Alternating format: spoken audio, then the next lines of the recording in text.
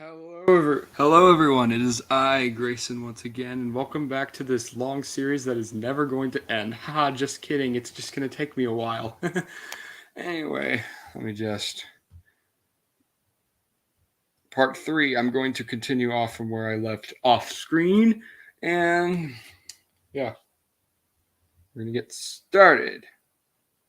I want to see if we can get a few people here first, though. I'll just wait for a few minutes.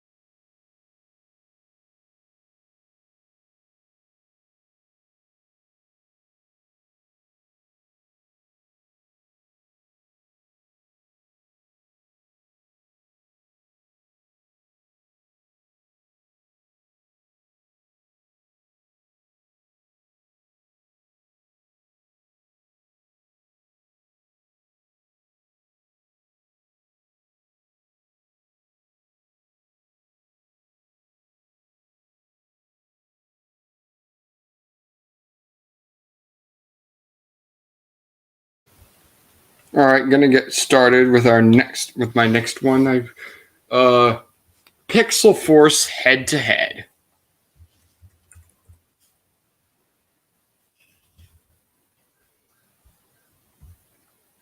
Now, so Pixel Head Force head to head was a PC fighting fan game set to contain 30 different characters from 10 games, created by Eric Ruth, an indie developer best known for making 8 D-Makes, which is a remake of a game for an older platform. Games like Halo, DJ Hero, and Left 4 Dead.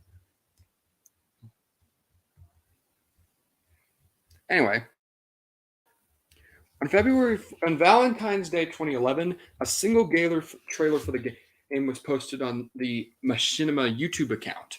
It showed a seemingly functional game engine and even a few characters, such as Ryu from Street Fighter, Wolverine from Marvel vs. Capcom, Captain Commando from the same, also from Marvel vs. Capcom, Terry Bogard from Fatal Fury or King of Fighters, Scorpion from Mortal Kombat, Orchid from Killer Charlotte from Samurai Showdown / Spirits, and Soul Bad Guy from Guilty Gear. Since the trailer's released, no new information on the has surfaced of the game, and it isn't even listed on Eric Ruth's website. According to Eric Ruth in a private Skype chat, the game was never finished as it was too buggy and it couldn't get online working properly. However, the soundtrack itself was finished, which has since been posted in a Dropbox file. But that is the only thing surfaced on the game. Planet of Giants Part 4, The Urge to Live.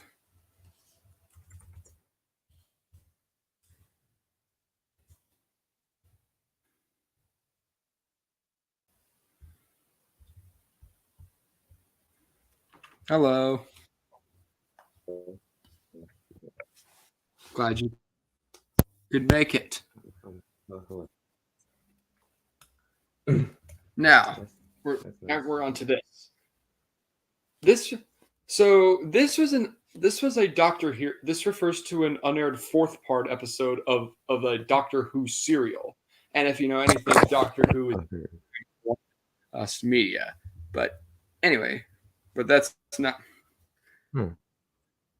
There was of the second season serial Planet of Giants that is unlikely to ever see the light of day, mostly because it never went on air. Now, the Lost Media Wiki page for this gives a description on what this is about, which you can look at on your own. And I don't have a lot of time to do that, as I don't want this to go on air. Parts of both The Urge to Live and Crisis were used in the final broadcast version, but any unused footage was promptly wiped as per policy, as many shows at the time were wiped, which is compared to what we do to TV preservation nowadays. Most likely this material is permanently lost. A reconstruction of the original storyline does exist, using production stills and bringing in the surviving actors. Those being Russell, those being Carol Ann Ford and William Russell, to reenact their performances and give us a taste of what could have been. But that is it. Plumbers Don't Wear Ties, original PC version.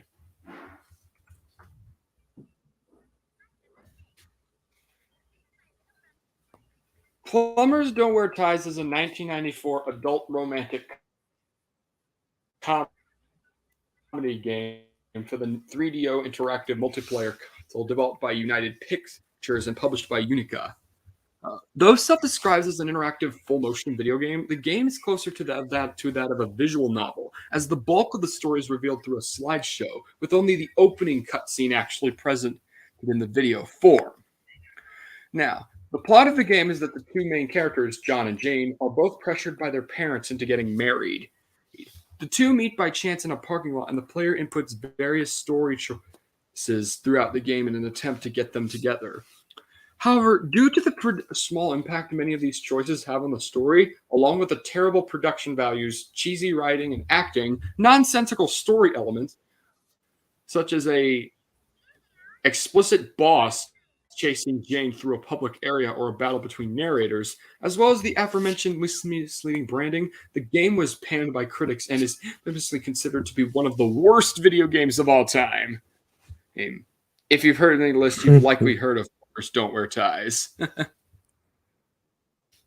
Anyway, after the release, the game was largely forgotten until the early 2010s, when it was received a new burst in popularity from internet such as the Angry Video Game Nerd.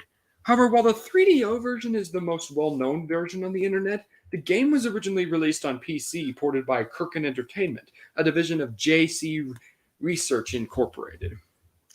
Outside of a brief mention in the back of the CDO version, it was barely possible to find evidence of this thing outside of an article until March of 2017, when a leak of the PC version was published by Psychotic Giraffe with the help of a Reddit post, and the port is now playable.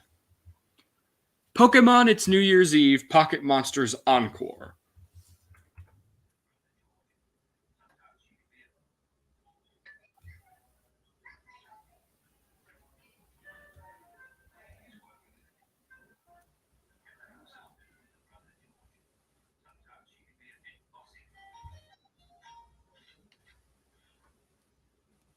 I'm gonna leave. Bye. This is an hour. This was an hour-long New Year's special for the popular Pokemon anime series that was set to premiere on New Year's Eve 1997 between episodes 39 and 40.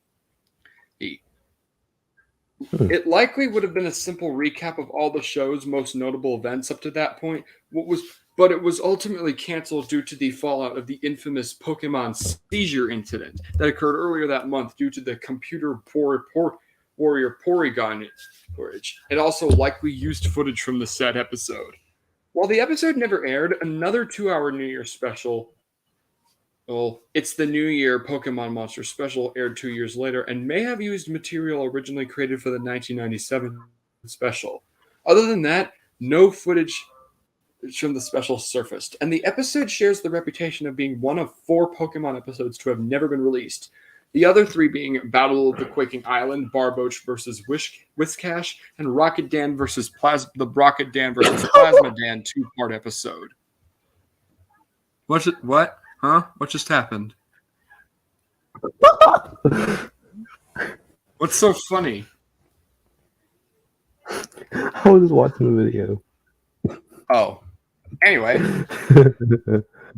Pokemon Gold and Silver Early Space World 97 demo build.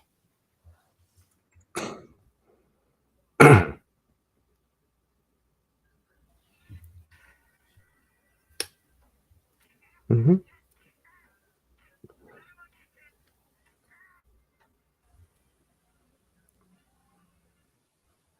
Now, sorry, the Lost Media Wiki is just doing something for me. I will get to this near a second. Come on, stupid Lost Media Wiki.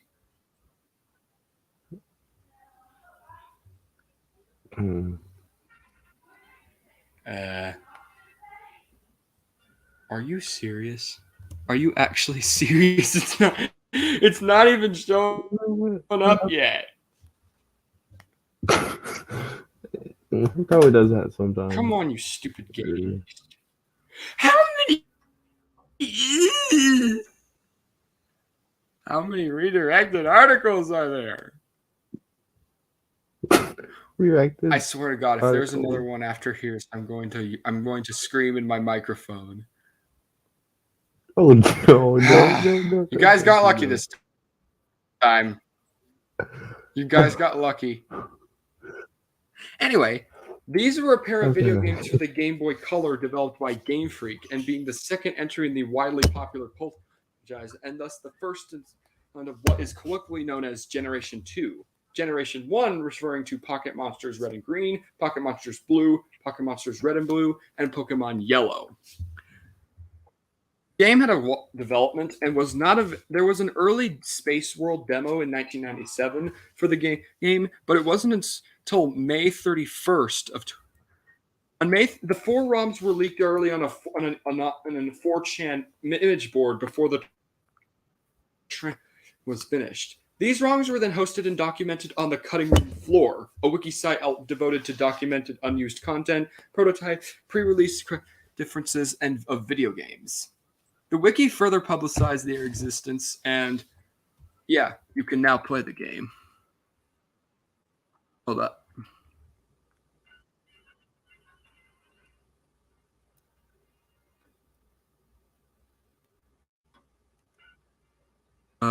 Postcards from Buster, Sugar Time, Heinsberg, Vermont.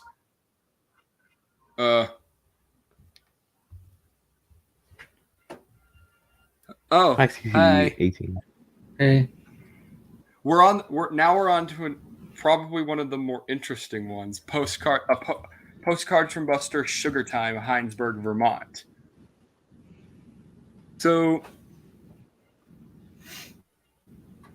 if you can't already, if you've never heard of this show, though I suspect a few of you might have had, Postcards from Buster was a spin-off of the popular TV show Arthur.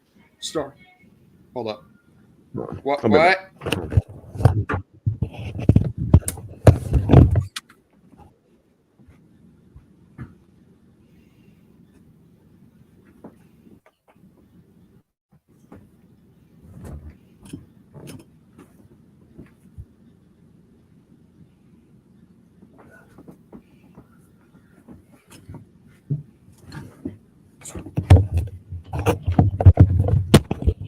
I'm back.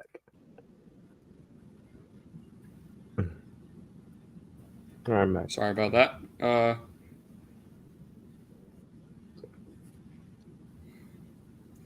The series, the show, who is Arthur's one of Arthur's best friends, traveling around the world and records live action of them. Footage of them. Most of the time it's in the U.S. At least from the episodes I've seen. I had a DVD which contained lots of by Cookie Jar Entertainment, and Bus Postcards from Buster was one of them, along with Johnny Test for some reason.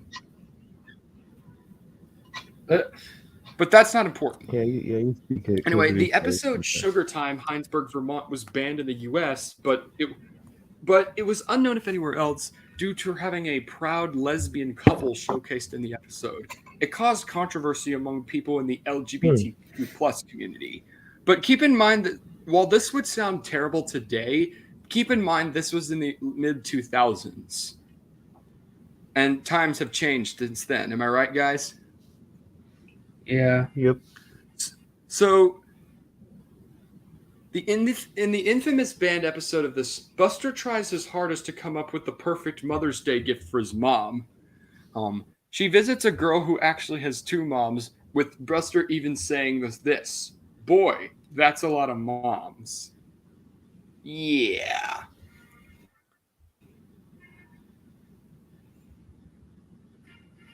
As you could probably tell, the band has aged pretty poorly.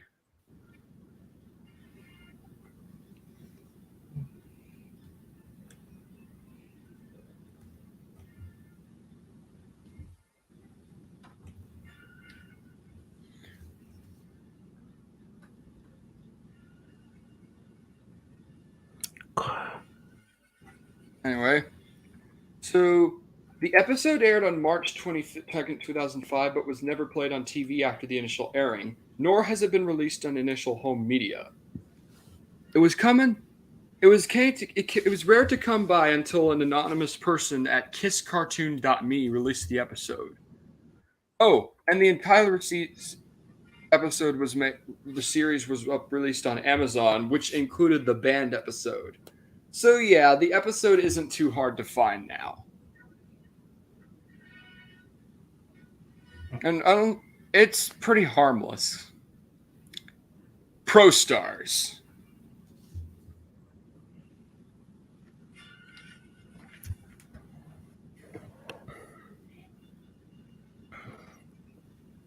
Okay, this one was okay. Pro Stars was a short-lived American-Canadian Saturday morning cartoon produced by Deke Entertainment and starring Michael Jordan, Bo Jackson, and Wayne Gretzky fighting crime, helping kids, and protecting the environment. Good old childlike fun. Am I right? Basic stuff. Basic stuff. Am I right?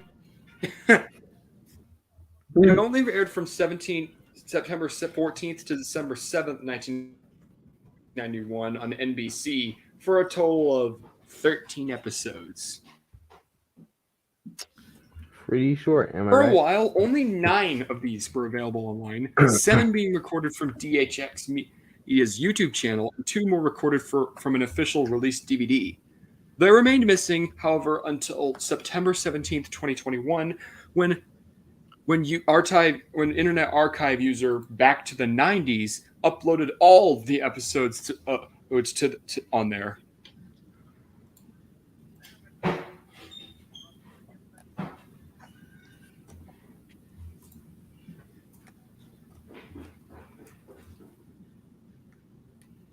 So yeah, Puppet.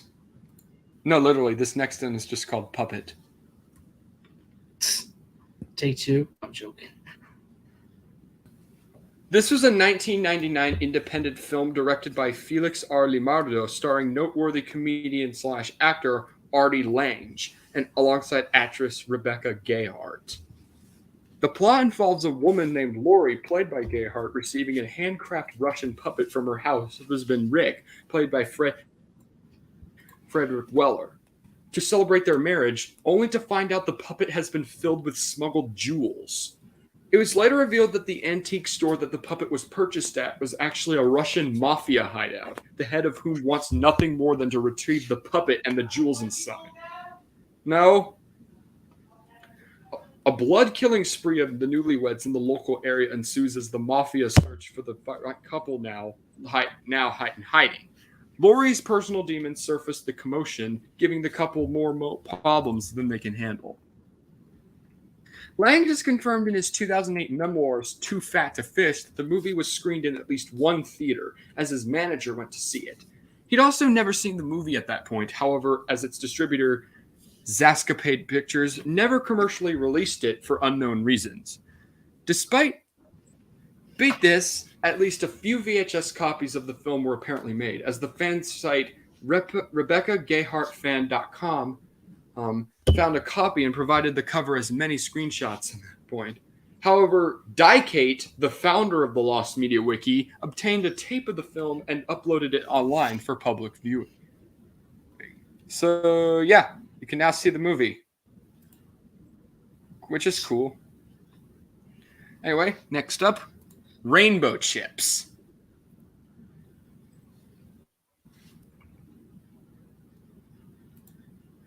So, Rainbow Chips was a planned action game for the Game Boy developed by Kaneko.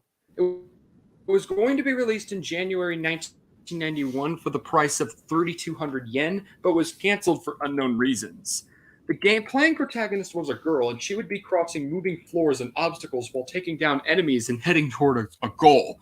The player would choose between 3 types of abilities for their character, as well as 4 types of magic. However, because they'll deplete their life, they'll have to be used with care. By the time the player reaches the highest floor of the tower, various enemies would appear. All that exists is an article along with another. All that exists are 2 article pages.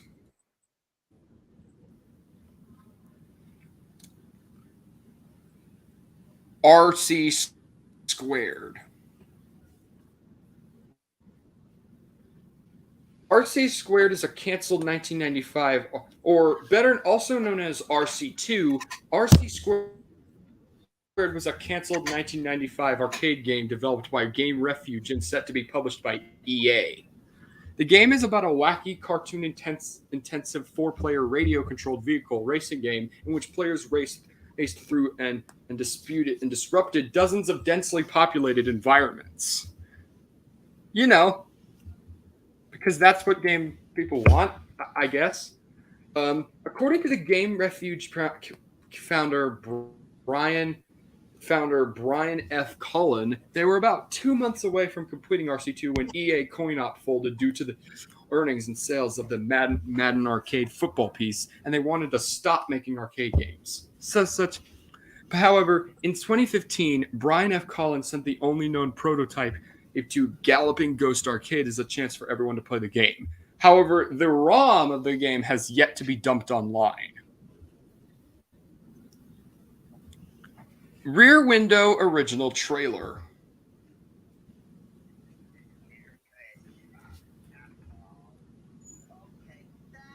Okay.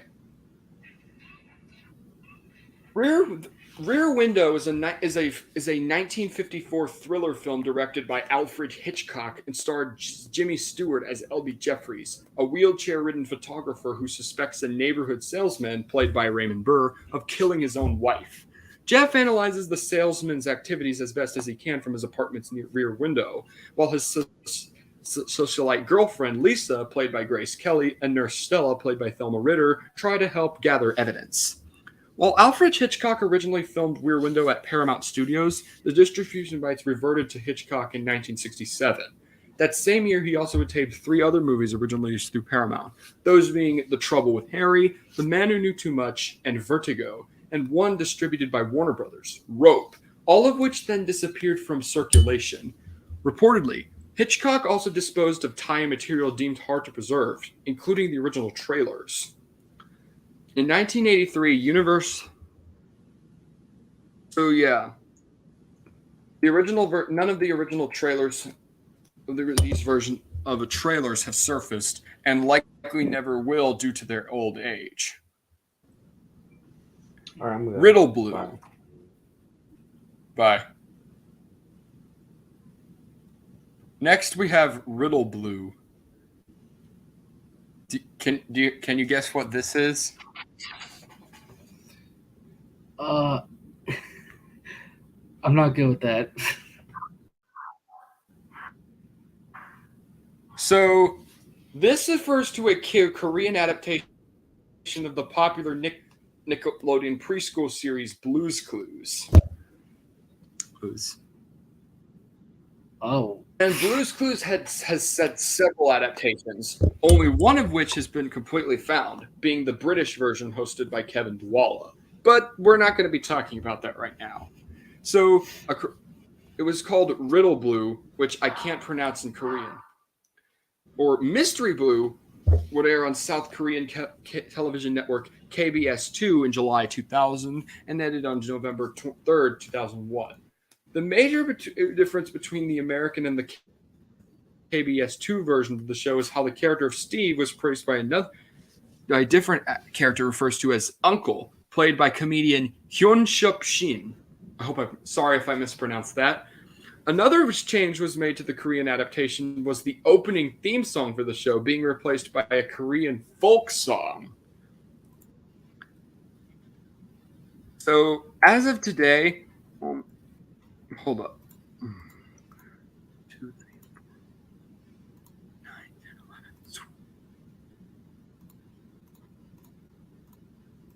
12, 22. Of the 22 commercial episodes known to exist, only 5 have been found in full. One episode being partially found and the rest being lost. Though a script for the lost episode What is a Blue Afraid of is available online.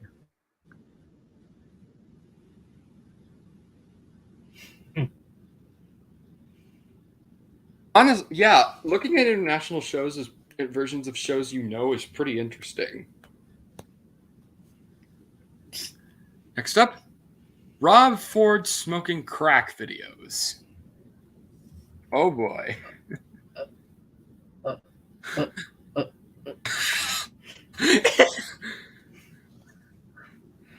Okay. This one's gonna be funny, okay? yeah, I can already tell. Come on, stop redirecting me. Stop redirecting me, you stupid page. There we go. Rob Ford was the mayor of Toronto, Ontario from 2010 to 2014. He was subject to scandals involving videos of him smoking crack and making various racial and homophobic slurs. And to this day, only 2 of these have been released, though there are reports of at least 1 more. So I'm going to go over each of them.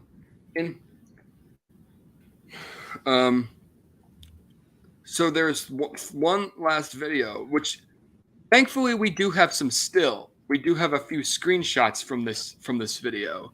It's stating the video shows the mayor smoking crack in his sister's basement from a long copper-colored crack pipe. The seller of the video demanded 6 figures for the release of the video, and the following day, Ford's lawyer announced that Ford would be taking a leave of absence from his duties as mayor to temporarily enter rehab.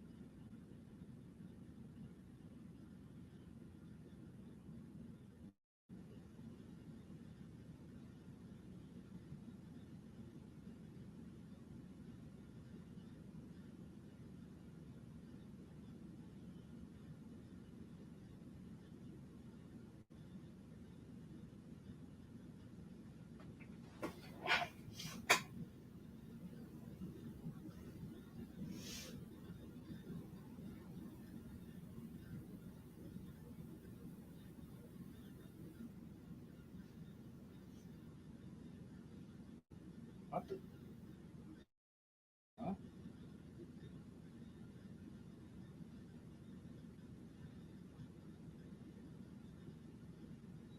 Well,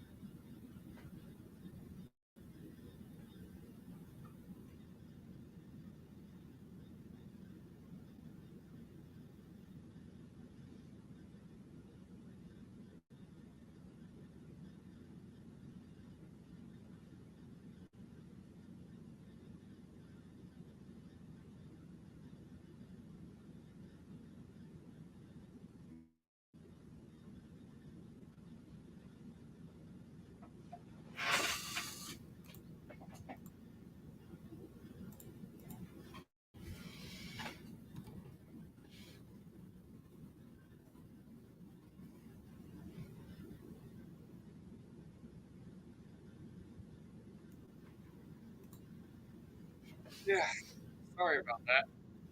Oh. My internet went out for a second. oh, It was like all of a sudden. I was like, did your mic die or something? Like, I don't.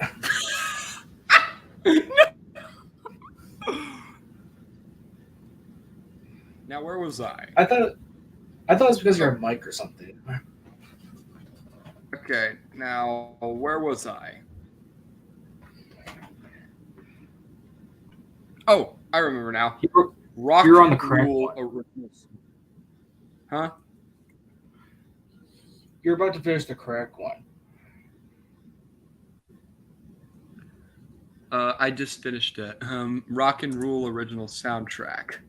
Oh, Rock and Roll is a 1983 adult animated feature film produced by the Nirvana Animation Studio, featuring the music talents such as Cheap Trick, Iggy Pop, and Debbie Harry. Production began in 1979, and some CGI was used in the film, and some photographic techniques were used to create special effects.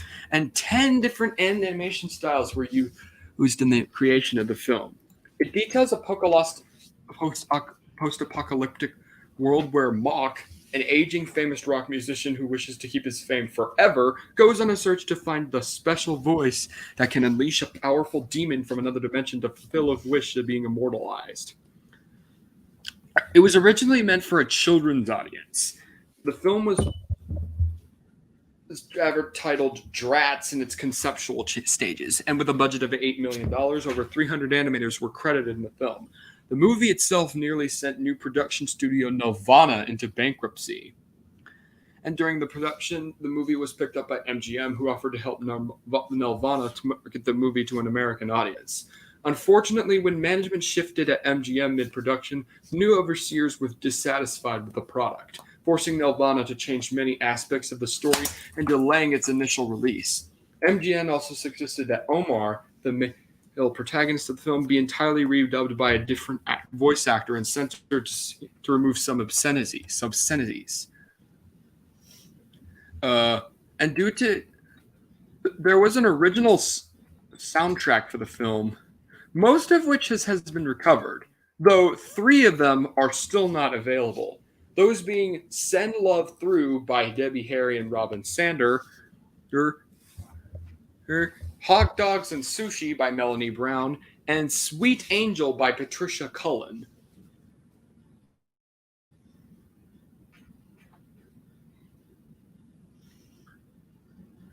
Reconstructions of the Send Love Through exist that removes many sound effects, but not all of them. And the master is probably destroyed. Now, for the Hot Dogs and Sushi, the full song is possibly destroyed, but reconstructions exist of the 1 minute truncated version used in the film. And for Sweet Angel, it was only used in the American theatrical version of the film. The full version has never been found and has likely been destroyed, but an incomplete version is found on home media releases. So it's unlikely the last three will ever get found.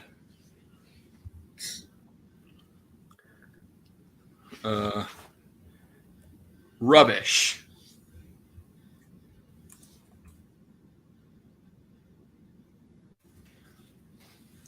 Rubbish was a 46-minute film created in 1982 by the Marionette Theatre of Australia. It was live. The film was live action and was shot primarily on the streets of Sydney. It won the Best Film Award at the 1983 Australian Teachers of Media Awards and had allegedly won several other awards overseas.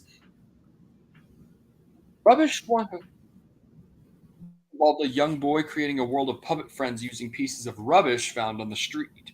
It's perhaps best remembered for its antagonist, an eerie marionette witch, who also relentlessly chases the boy down, frightening many home viewers. It's allegedly available on VHS at several Australian libraries and universities, along with a collection of production photographs. But it wasn't until September 9th of 2015 when the founder of the Lost Media Wiki, Dykate, found it and uploaded it to Vimeo as part of Found Media Week. Next up, Ryan Adams' unreleased songs. Recording.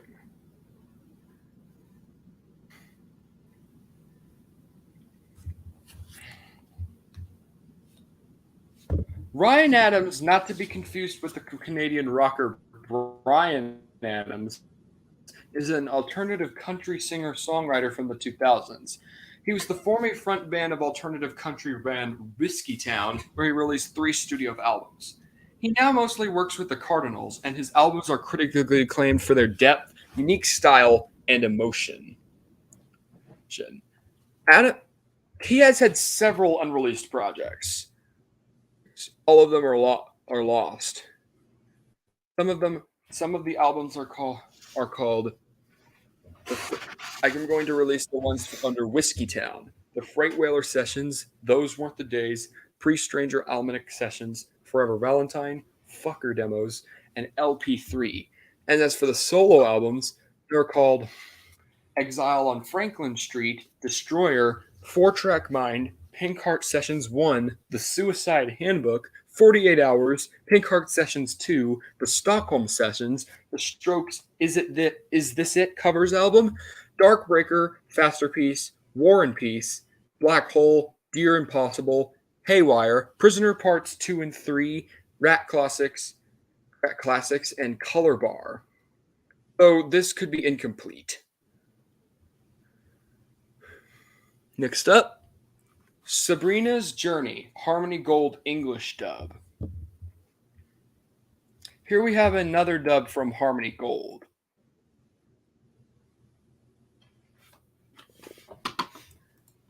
This was an English adaptation of the 1977 anime Balloon Girl Temple, or alternatively known as Temple the Balloonist. Focuses on a little girl, Temple, inspired by Shirley Temple, and her attempts to return home on her hot air balloon as she's accompanied by a traveling band. Harmony Gold had licensed this anime at some point in the 1980s, though it was failed to interest buyers in the USA, and it got no form of release. An entry in the copyright Wikipedia catalog indicates this was part of the Harmony Gold package, and that its rights were held until at least November 2nd, 1996. It also appears under its original Japanese title as well as the title The Journey's Home in an earlier entry from 1993. It had some dumb changes, and by the indication of the title and what is seen in the Latin American version, Temple became Sabrina, Tam Tam became Tambourine, Fuwada was changed to Nimbus, Gape was changed to trumpet, and Dora was changed to guitar.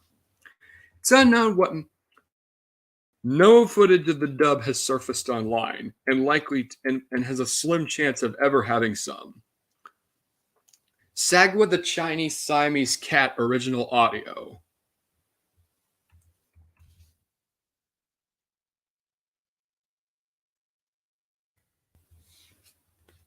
Sagwa the Chinese Siamese Cat is an animated educational show created by Amy Tan and produced by Cinegroup Workshop that originally aired on PBS and TVO Kids from September 3rd, 2001 to October 5th, 2004, with 40 episodes made. It followed the misadventures of Sagwa, her two siblings, and occasionally their friends as they went to various locations and learned more about the family's history, China's residents, and themselves. The show was very successful and popular during its run, with awards and generally getting good ratings on the network. Consequently, the show frequently reran on most PBS affiliates until 2009, and the show was rebroadcast for TVO until 2013, on the Knowledge Network until 2014, and for a short time on TFO in early 2017.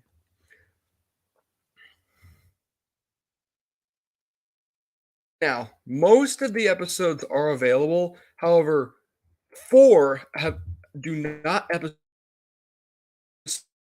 do not have their English dubs. Those being A New Cook in the Kitchen and Action, Three Graces, and Homesick John. First three can be viewed in a Brazilian Portuguese dub, and while the fourth lost one is in the Chinese dub. Kind of funny since this show is a Chinese show. Only about half of the original dubbed episodes were released on any official home media. Many fans of the show have collectively uploaded them.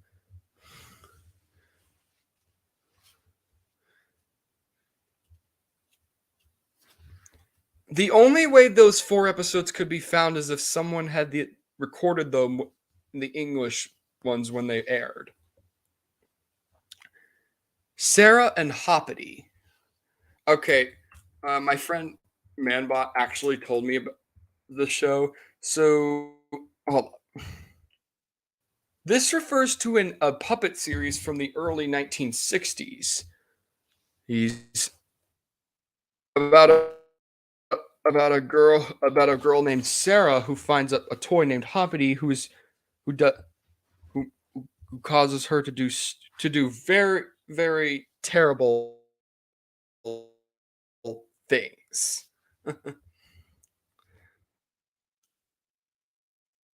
Only 2 episodes are found, but they are currently unavailable for some reason. And due to the obscurity of the show, it's unlikely we'll get to see the full series. Sesame Street. Snuffy's parents get a divorce.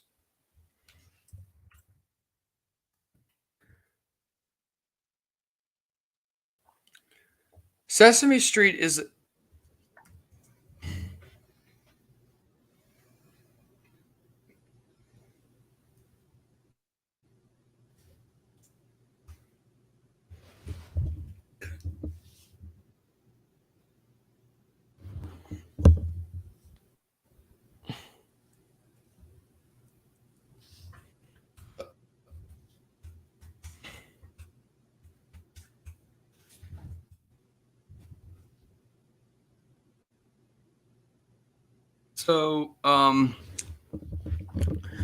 originally intended to air on April 10th, 1992, as Sesame Street's 2,985th episode was Snuffy's parents get a divorce. This episode was pulled before the airing after extremely negative reactions following multiple test screenings, and is notorious for being the only installment of Sesame Street to have been aired, even to this day. The episode attempted to deal with the sensitive subject of divorce by depicting Snuffy's parents going through a separation. Many children allegedly came away from the test screening confused and with mixed messages, some of which interpreted that their parents no longer loved them, while others were led to the impression that their parents, like Snuffy's, were also going to get a divorce. Which that is not what you want to do. It was decided that the topic was simply too difficult for children of that age to fully comprehend, and the episode was scrapped entirely. And this episode was shortly thereafter replaced with a repeat of a season 21 episode focusing on Janali helping Hoots the Owl in Birdland. Aside from the aforementioned test screenings, the episode has never been shown in public, despite being fully completed. For roughly 8 years, the only physical evidence of the existence was the single screenshot found in the 2009 publication of Sesame Street, A Celebration, 40 Years on the Life on the Street. Notably, Sesame Street eventually tried tackling divorce once more in late 2012 with a much more positive response. With the production of a limited audience and a resource guide, with the first in their Little Children Big Challenger series, in which Abby Cadavi discussed her parents' prior divorce, which as far as I'm aware was handled much better. However, in October 2nd, 2019, it was announced that the Museum of the Moving Image in New York City would screen the episode on November 24th, 2019, as part of a Lost and Found and celebrating Sesame Street's 50th anniversary. It was also accompanied by the controversial 847th episode of the series involving the Wicked Witch of the West, which was found last year by an anonymous source. You probably heard about it, haven't not? Huh? Nope. Bro, you should, if you ever do, check out some videos on it. And a discussion panel with Jim Henson Legacy president Craig Sherman, former Sesame Street head writer Styles, and Sesame Workshop's Rosemary Truglio. And on March 25th, 2021, it's announced that ABC would air a special to celebrate the 50th anniversary of Sesame Street titled Sesame Street, 50 Years of Sunny Days. The special aired on Monday, April 26, 2021 at 8 p.m. Eastern Time, featuring never-before-seen footage of this. Both of this have been and those clips can be found online. And due to the recent leak, and due to the leak of the 847 episode, it's possible that someone out there could find this one. Do you see this happening? Maybe if they're confident enough. I don't know. Yeah, because that anonymous person was able to find that video. That the Wicked Witch episode. Sesame Street at night? Okay. Hold up. Give me one. Sesame Street has some of the best lost media ever.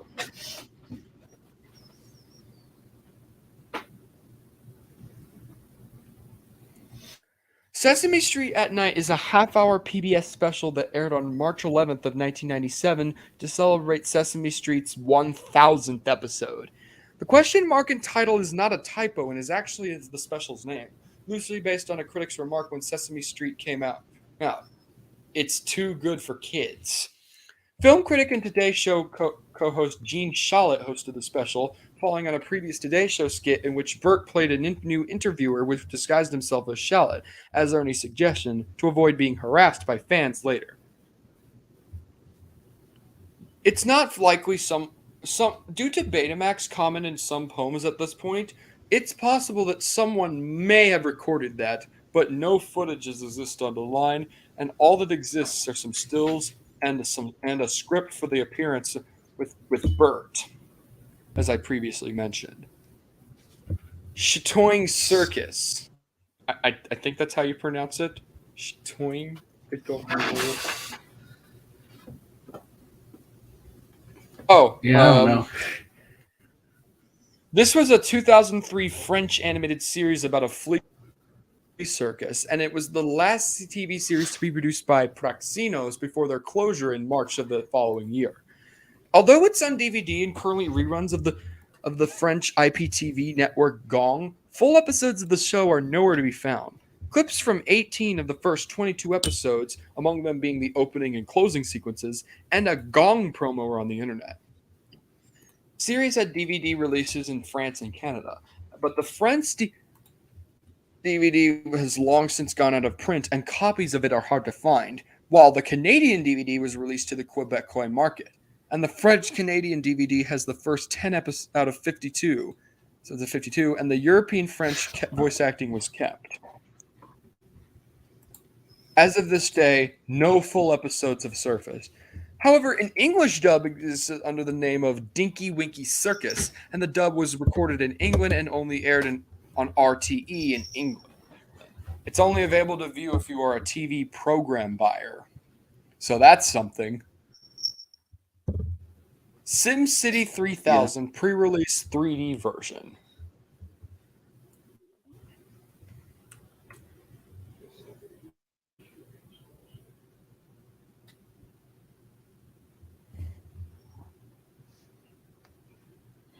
In 1996, Maxis released a teaser trailer for the then upcoming SimCity game 3000. It was originally going to be the first fully 3D city build, and a pre-release version was made in 1997. But this one has been lost to time. And all that exists is a trailer for this version, some screenshots, and the game's logo. Sleepless.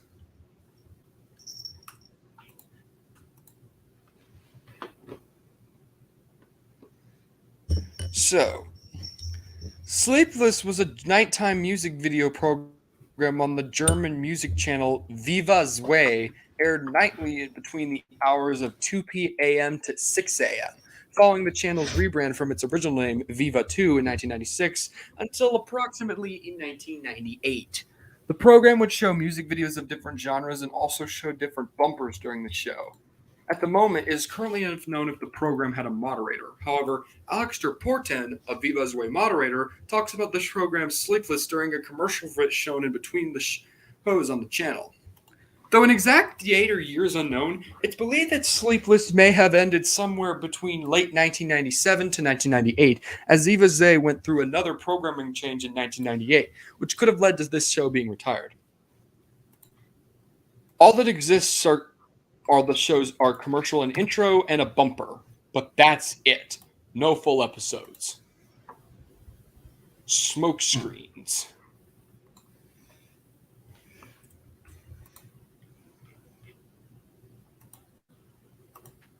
Smoke Screens is a 1997 short film directed by Baxter Churchville and an adaptation of the J. McInerney short story Smoke. And the main characters are Russell and Corin Calloway, a married couple who has also appeared in McInerney's novels Brightness Falls and The Good Life. According to the film's IMDb page, the film runs for 16 minutes and is about how the couples attempt to quit smoking. The film has never been released in any home viewing format, and it's unknown if the film was ever showed in theater. According to IMDb, the movie's genres is a drama. It was made in the United States, and it was filmed in black and white. And that's all we have. No footage or screenshots of the film are surfaced today, and there probably never will due to the obscurity of it. Sonic the Hedgehog cancel Amiga port.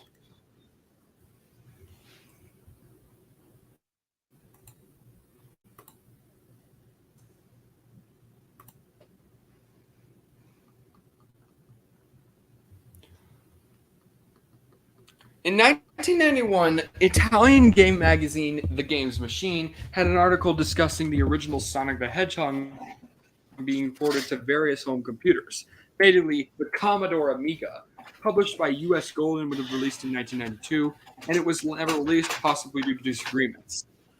Two screenshots have surfaced, both of which were sourced out of the aforementioned article, and based on these screenshots, the game had an entirely new level designs and possibly even new levels, similar to the Game Gear version.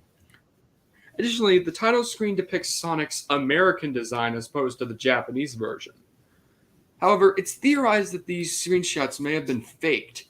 Spanish gaming magazine Superjuegos featured completely different screenshots of the port, and user Rakar of the Sonic Ages forum also posted screenshots of this version's demo, dated to June 1992. A ROM of the canceled Amiga port can be found on demozoo.org, but it's currently unplayable as there is no playable version of the demo.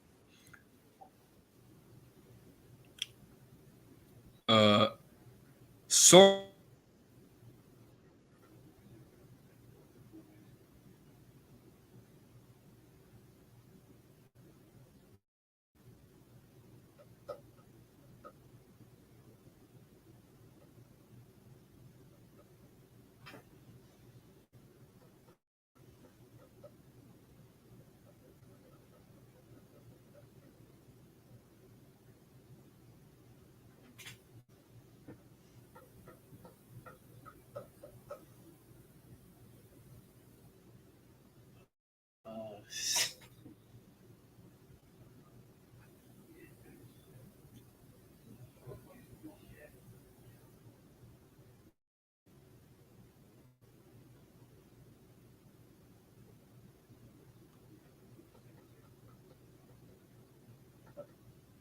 Uh,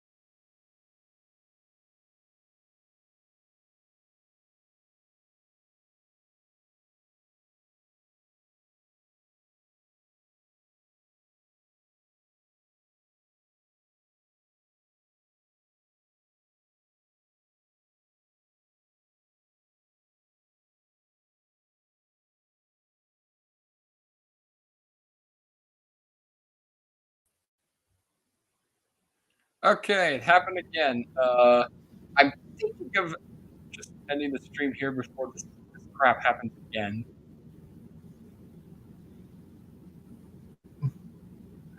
Well, thanks for watching, and maybe see you in part 4. Bye.